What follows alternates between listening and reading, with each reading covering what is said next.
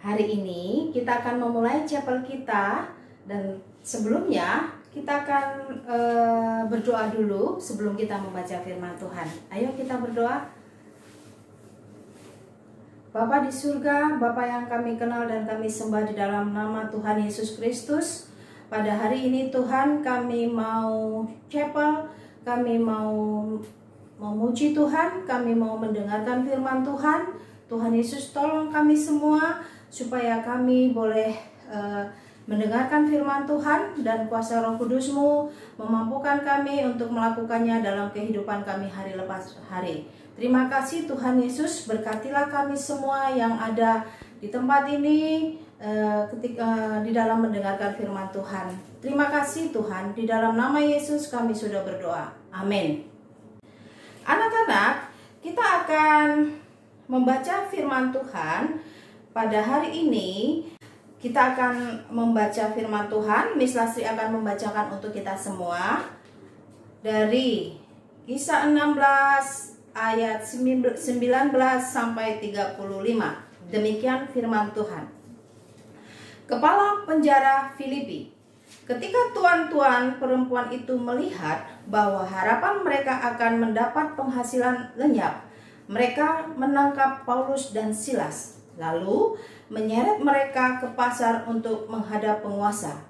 Setelah mereka membawa keduanya menghadap pembesar-pembesar kota itu, berkatalah mereka katanya, "Orang-orang ini mengacaukan kota kita ini, karena mereka orang Yahudi, dan mereka mengajarkan adat istiadat yang kita sebagai orang Rom tidak boleh menerimanya atau menurutinya.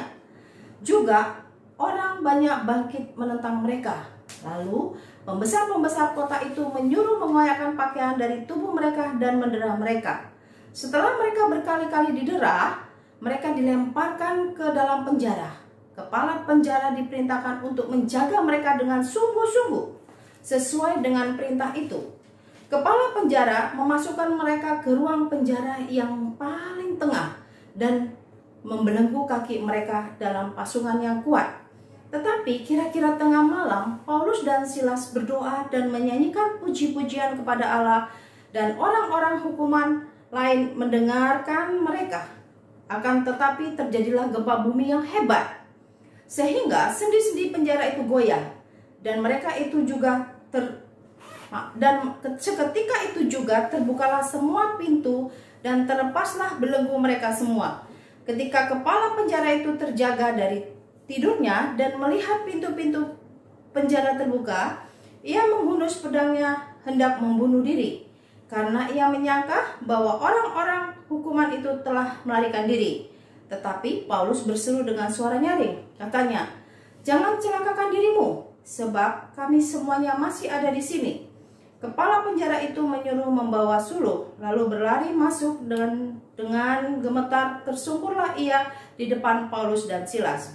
Ia mengantar mereka keluar sambil berkata, "Tuan-tuan, apakah yang harus aku perbuat supaya aku selamat?" Jawab mereka, "Percayalah kepada Tuhan Yesus Kristus. Engkau akan selamat, engkau dan seisi rumahmu." Lalu mereka memberitakan firman Tuhan kepadanya dan berkata semua orang yang ada di dalamnya. Amin. Demikian firman Tuhan, diberkatilah kita yang membaca, mendengarkannya dalam kehidupan kita hari lepas hari. Nah, anak-anak, di dalam firman Tuhan ini ada satu cerita tentang Paulus dan Silas. Nah, ketika Paulus dan Silas mereka sedang melayani di Filipi, mereka menyampaikan firman Tuhan, mengabarkan tentang Kristus, bahwa Kristuslah juru selamat yang hidup, yang sanggup mengampuni dosa manusia. Tetapi dilihat dari cerita ini, ada seorang perempuan yang tidak suka terhadap pelayanan Paulus pada waktu itu. Dia merasa terganggu, ya. Dia merasa terganggu karena apa? Karena perempuan ini ternyata dipenuhi roh jahat. Nah, Paulus tidak tahan dengan sikap pada perempuan yang dipenuhi oleh roh jahat itu. Sehingga Paulus pada ayat 18 dia mengatakan, "Demi nama Yesus Kristus, aku menyuruh engkau keluar dari perempuan itu." Nah, anak-anak, perempuan itu merasa terganggu dengan pekabaran Injil yang disampaikan oleh Paulus dan Silas. Sehingga perempuan itu melaporkan kepada tuan-tuannya bahwa Paulus dan Silas sudah melanggar adat istiadat di kota itu dan dituduh sudah mengacaukan kota itu. Sehingga Paulus dan Silas ditangkap, ya, kemudian didera. Baju mereka dikoyakan dan mereka dipenjarakan. Anak-anak didera pada waktu itu adalah mereka bajunya dibuka, kemudian mereka dicambuk. Jadi Paulus dan Silas pada saat itu mengalami penyiksaan yang luar biasa ketika mereka memberitakan tentang Injil. Ketika mereka memberitakan tentang kabar baik bahwa Yesus Kristus adalah Tuhan yang menghapus dosa setiap manusia yang mau percaya kepada Dia. Nah, ketika Paulus ditangkap dan mereka dimasukkan ke dalam penjara.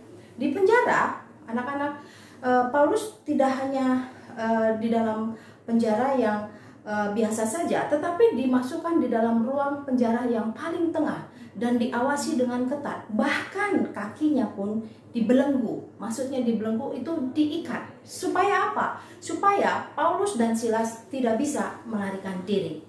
Nah, tapi kita melihat di sini bahwa Paulus dan Silas adalah orang yang mengasihi Tuhan, orang yang tahu siapa Tuhan yang mereka sembah.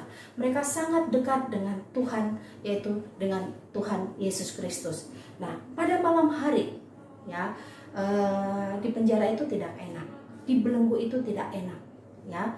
Mungkin di dalam penjara itu rasanya gelap, ya, mungkin makanannya tidak enak, tidak nyaman. Tapi mereka dalam situasi seperti itu, mereka bisa berdoa dan mereka bisa memuji Tuhan. Ketika mereka berdoa, ketika mereka memuji Tuhan, ya, semua orang yang ada di sekitar penjara itu mendengar puji-pujian yang dinaikkan oleh Paulus dan Silas, mendengar bahwa doa yang mereka naikkan kepada Tuhan, dan Tuhan juga mendengar apa yang menjadi doa mereka. Nah, pada tengah malam, apa yang terjadi di ruang penjara itu? Ya, yang terjadi adalah tiba-tiba terjadi gempa bumi. Penjara goyang. Bahkan pintu penjara pun terbuka. Dan kaki yang mengikat mereka, kaki yang membelenggu Paulus dan Silas pun terlepas. Allah menyatakan kuasanya. Allah mengasihi orang yang mengasihi Dia. Allah mengasihi orang yang percaya kepada Dia. Allah mengasihi orang yang selalu bergantung kepada Dia. Nah, kita melihat apa yang terjadi, bahwa Tuhan menyatakan kuasanya. Paulus dan Silas bisa terlepas dari ruang penjara, pintu penjara terbuka, kakinya terbelenggu. Tapi kita melihat di sini, apakah Paulus dan Silas langsung melarikan diri? Tidak. Ya, mereka tetap ada di dalam penjara. Karena mereka tahu bahwa apa yang mereka lakukan, kalau mereka lari, maka kepala penjara akan dihukum oleh kepala penjara lainnya. Nah, tapi kita lihat di sini apa yang dilakukan oleh Paulus. Paulus dan Silas tetap berdiam di dalam penjara. Nah, anak-anak, kepala penjara melihat, ya, ketika pintu terbuka, semua pintu penjara terbuka, maka kepala penjara yang menjaga pada saat itu merasa ketakutan, ya. Dia merasa ketakutan bahwa Paulus dan Silas pasti sudah lari. Tapi apa yang terjadi? Apakah Paulus dan Silas melarikan diri? Misalnya tadi sudah bilang, mereka tidak melarikan diri. Mereka tetap stay di dalam penjara. Nah, kita membaca dalam ayat-ayat tadi dari Kisah Para Rasul tadi, bahwa dikatakan ketika pintu penjara terbuka, kepala penjara ketakutan. Dia merasa ketakutan dan dia mengambil pedangnya dan hendak membunuh dirinya. Karena apa? Pada waktu itu, kalau orang yang di dalam penjara dapat melarikan diri, maka kepala penjara yang menjaga penjara itu pun akan dihukum. Nah, tapi ketika kepala penjara itu mengambil pedangnya hendak membunuh dirinya karena dia merasa ketakutan, maka Paulus dan Silas mengatakan, jangan lakukan itu. Sehingga kepala penjara itu pun tidak melakukannya. Dan dia melihat bahwa Paulus dan Silas orang yang di dalam penjara yang sudah terlepas itu tidak melarikan diri.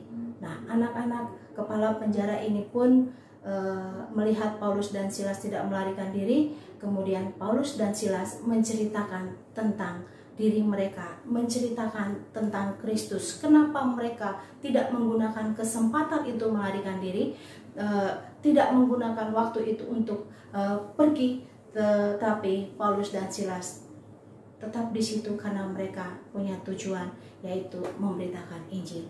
Dan pemberitaan Injil pun tersampaikan kepada kepala penjara itu, dan kepala penjara itu pun mendengarkan tentang Kristus, sehingga kepala penjara itu pun percaya kepada Tuhan Yesus dan menerima Kristus sebagai Tuhan dan Juru Selamatnya pribadi.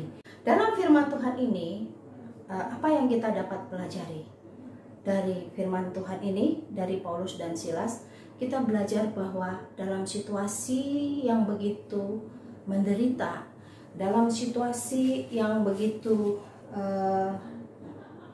kesulitan dan kesusahan, tetapi Paulus dan Silas, ayat 25, mereka terus berdoa dan memuji Tuhan. Anak-anak, situasi kita saat ini adalah situasi yang tidak nyaman. Ya, kita dalam situasi COVID ini membuat hati kita takut, membuat hati kita rasanya terbelenggu, ya, membuat kita putus asa. Tapi firman Tuhan mengingatkan kita kembali, teruslah berdoa, teruslah memuji Tuhan, maka Tuhan akan menyatakan kemuliaannya pada waktunya. Bukan hanya situasi COVID pada saat ini anak-anak, tapi masalah kita sendiri. Ya, mungkin kita rasa sedih, mungkin kita rasa kok aku nggak pinter-pinter, terus kok aku selalu susah, ya. Tetapi ingat, kita belajar dari firman Tuhan ini, berdoalah dan teruslah memuji Tuhan, maka Tuhan akan menyatakan kasih-Nya bagi Miss Lasri dan bagi kamu semua. Terima kasih, Tuhan memberkati. Amin. Anak-anak, kita akan mengakhiri chapel kita dengan doa. Mari kita semua menundukkan kepala dan kita berdoa. Tuhan Yesus yang baik, terima kasih untuk hari ini Tuhan, kami sudah mendengarkan firman Tuhan. Kami boleh belajar dari firman Tuhan pada pagi hari ini, bahwa dalam situasi sulit sekalipun, dalam situasi yang susah sekalipun, Tuhan, Engkau mengingatkan kami kembali untuk kami terus berdoa, terus memuji Tuhan, bahwa Tuhan tidak pernah meninggalkan kami, bahwa Engkau akan menyatakan kasih-Mu kepada kami, bahwa Engkau akan selalu melindungi kami. Terima kasih Tuhan Yesus. Berkati kami semua yang mendengarkan firman Tuhan pada saat ini. Biarlah kasih dan anugerah Tuhan, kasih dari Yesus Kristus, dan pertolongan dari Roh Kudus menyertai kita semua dari sekarang sampai selama-lamanya. Amin.